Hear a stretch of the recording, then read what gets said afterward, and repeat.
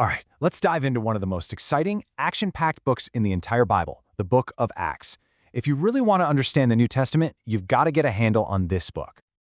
You know that feeling when you finish reading the Gospels? Matthew, Mark, Luke, and John. You get to the end, Jesus ascends into heaven, and then what? What happened next?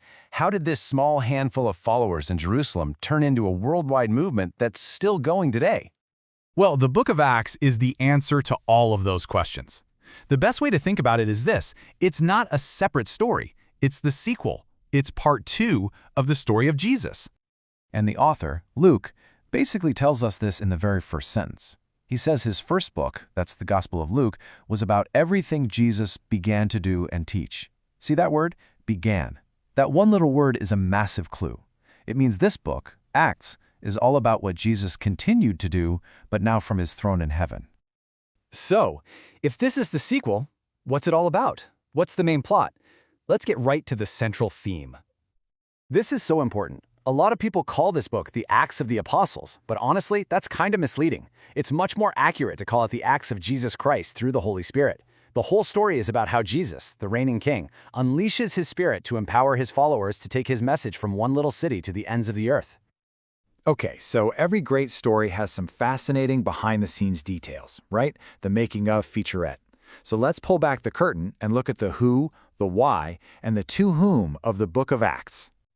So the author is a guy named Luke. He was a doctor, super well-educated, and a close friend and traveling buddy of the Apostle Paul. He's writing to this person named Theophilus, who was probably a high-ranking Roman official, who might have even sponsored the writing of the book. And his purpose?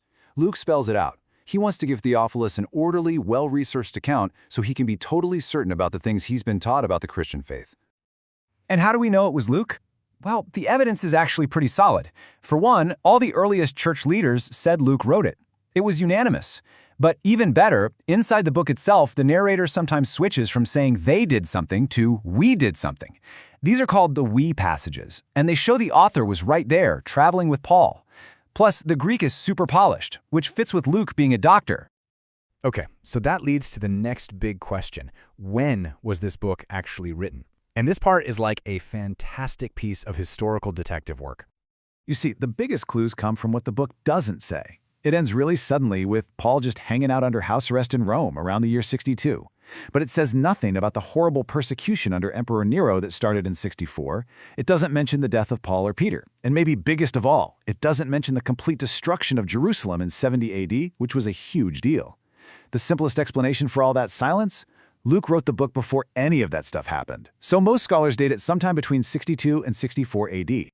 So we've got the who and the when, but what kind of book is this? I mean, what's the genre? The official term is biblical historical narrative. Now, I know that sounds kind of dry, like a textbook, but it's not. This book is an absolute adventure. It's a true, factual record of events, but it's told like a page-turner. We're talking epic journeys, miracles, prison breaks, riots, a shipwreck, you name it. Luke is an incredible storyteller who's recording real history. And here's one of the coolest things about the whole book. Luke basically gives us a roadmap for the entire adventure in a single verse right near the beginning. This is it. Acts chapter 1, verse 8. Right before he leaves, Jesus gives the disciples their marching orders. He tells them, "You're going to be my witnesses." And here's the game plan. You'll start here in Jerusalem. Then you'll branch out to the surrounding areas, Judea and Samaria. And then you're going to go to the very ends of the earth. This isn't just a mission statement, it's literally the table of contents for the entire book. And you can see this play out perfectly. Chapters 1 through 7, it all happens in Jerusalem. Then, from chapter 8 to 12, the story spreads out into Judea and Samaria. And finally, from chapter 13 all the way to the end, the mission explodes outward, mostly following the Apostle Paul as he takes the gospel all over the Roman Empire to the end of the earth. Now, this epic story is told through two main characters. In the first half of the book, the camera is pretty much focused on the Apostle Peter, as he leads the charge to the Jewish people. But then there's a handoff, and the second half zooms in on the Apostle Paul, this guy who used to hunt Christians but becomes the greatest missionary ever, taking the message to the non-Jewish world. And all this brings us right back to our main point.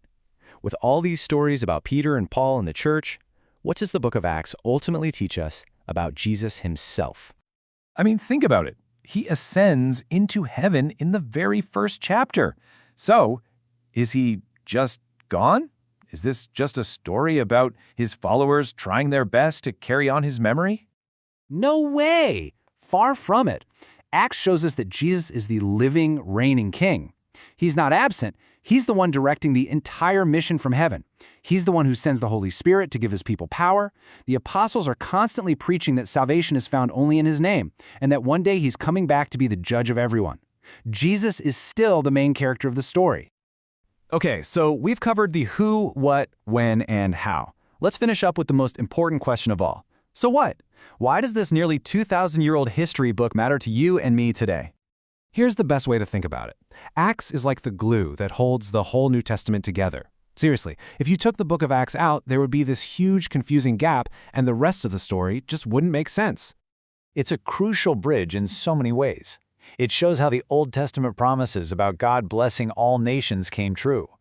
It connects the life of Jesus in the Gospels to all those letters or epistles that come after it. And it gives you the essential backstory for Paul's letters. You read the letter to the Ephesians, and it's Acts that tells you how that church in Ephesus even got started. But ultimately, Acts is way more than just a history lesson. Its main point is timeless. It's a powerful demonstration of what God can do through ordinary, flawed people when they are filled with His Holy Spirit. And the promise of the book is that the exact same Spirit who turned the world upside down back then is available to empower us right here, right now. I want to leave you with this one last thought. The very last word of the book of Acts in the original Greek is unhindered. It's describing how Paul, even as a prisoner in Rome, is preaching the good news boldly and without anything stopping him. And that leaves us with a pretty challenging question to think about. If the gospel then was totally unhindered and unstoppable, what, if anything, is hindering us from continuing that same mission today?